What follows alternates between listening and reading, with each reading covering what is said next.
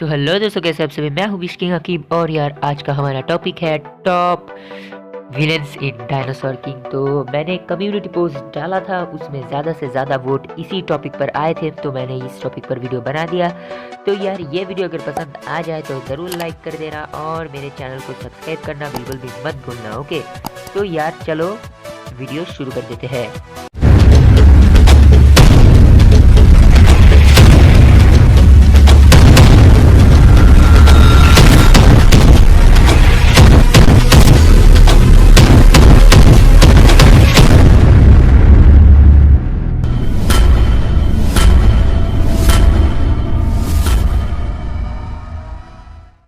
तो यार नंबर 11 में आता है alpha gang without doctor ji, Rod and Laura. तो मतलब यहाँ पे 3 लोग हैं 11 नंबर पे। तो यहाँ पे जेंडर है, अर्सला है और एड है, और ये तीनों ही टॉप विलन्स में से एक है।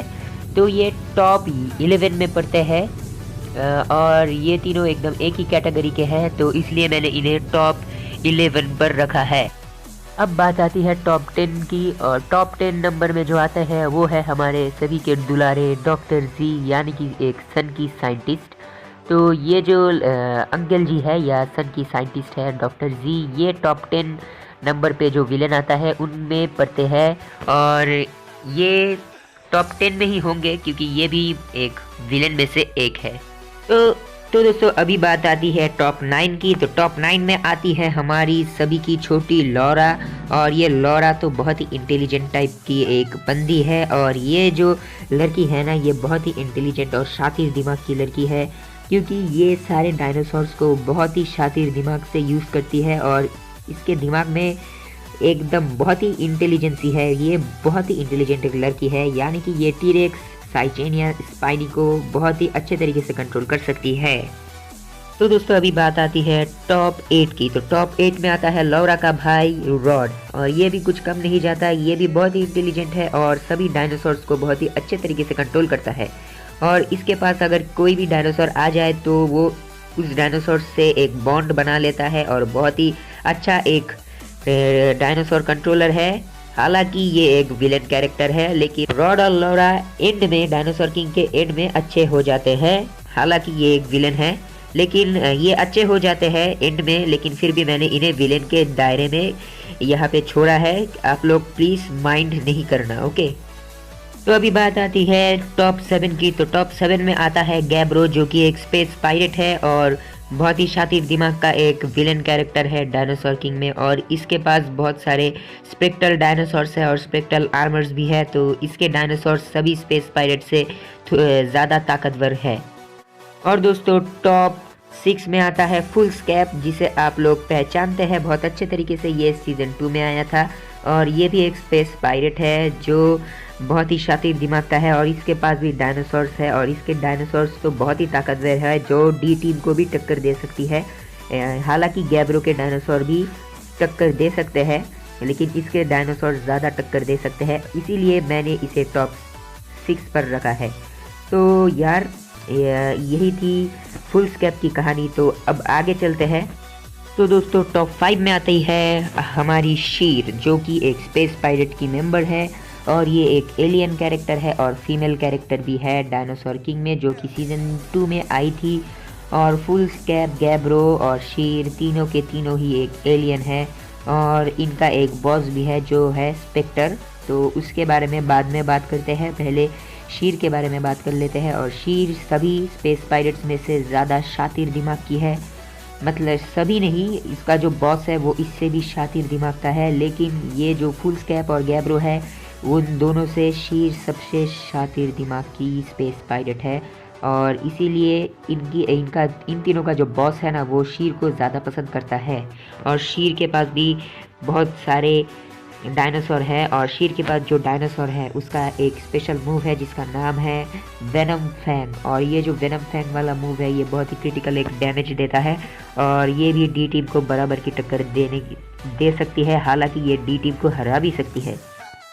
तो दोस्तों अब बात आती है टॉप 4 की। तो टॉप 4 में जो आता है उसे आप सभी जानते हैं और पहचानते भी है, ये है सेथ, जो एक अल्फा गैंग का मेंबर है, और आप चाहे तो इसे स्पेस पायरेट्स का भी मेंबर कह सकते हैं। ये किसी के भी टीम में नहीं है और ये एकदम भी वफादार नहीं है किसी टीम का। ये सिर्फ अपने बारे में सोचता है और ये चाहता है डायनासोर किंग बनना। और मतलब ये जो बंदा है ये डायनासोर किंग बनना चाहता है और ये डायनासोर्स का एक्सट्रीम एवोल्यूशन भी कर लेता है। और ये जो सेथ है ना, इसने तो सीज़न 2 में ब्लैक टी-रेक्स भी बना लिया था। और ये जो है ये डायनासोर किंग में जो स्टोन प्लेट्स है ना उनकी कॉपी भी बना सकता है। मतलब इसके अंदर इंटेलिजेंसी कूट कूट के भरी है, लेकिन ये इंटेलिजेंसी को अपने फ़ायदे के लिए यूज़ करता है, दूसरों के फ़ायदे के लिए नहीं। और ये अपने इंटेलिजेंसी को जिस फ़ायदे के लिए यूज़ करता है उस फ़ायदे से दूसरों की नुकसान होता है। इसलिए हम इसे बहुत ही शातिर एक विलेन कह सकते हैं। इसीलिए मैंने इसे टॉप 3 में रखा है, सॉरी टॉप 4 में रखा है। तो अभी हम बात करने वाले हैं टॉप 4 के बारे में। तो चलिए आगे की कहानी में जाते हैं। तो दोस्तों टॉप 3 पे आता है स्पेक्टर, जो है स्पेस पायरेट्स का बॉस। और इसके पास है एक ब्रॉन्टिकस जो कि बहुत ही शक्तिशाली डायनासोर है। वो किसी भी डायनासोर को इजीली हरा सकता है।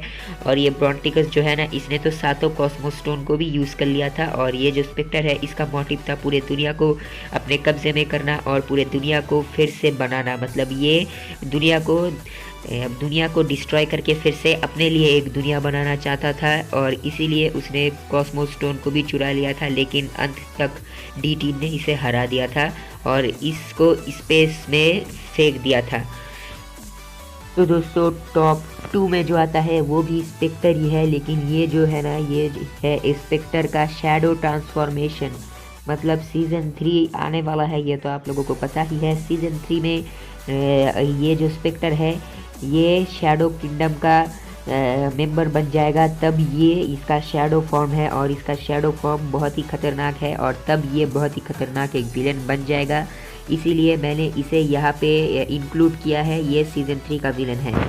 तो दोस्तों अब बात आती है टॉप 1 की। तो टॉप 1 में जो विलेन आता है उसका नाम है गोमा। और ये जो गोमा है ना ये है स्पेक्टर का बेटा।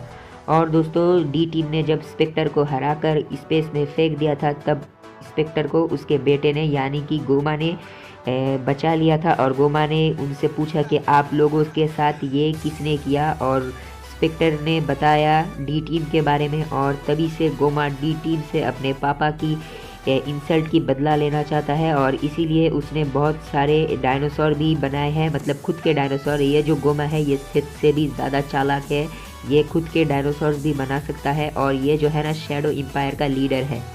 और दोस्तों ये मोस्ट पावरफुल विलेंस में से एक है, इसीलिए मैंने इसे नंबर 1 पे रखा है। और ये है सीज़न 3 का कैरेक्टर, इसीलिए मैंने इसे यहाँ पे इंक्लूड किया है ताकि आप लोगों को पता चल जाए। तो यार आज के लिए इतना ही, वापस मिलूंगा एक नए वीडियो के साथ, तब तक के लिए गुड बाय।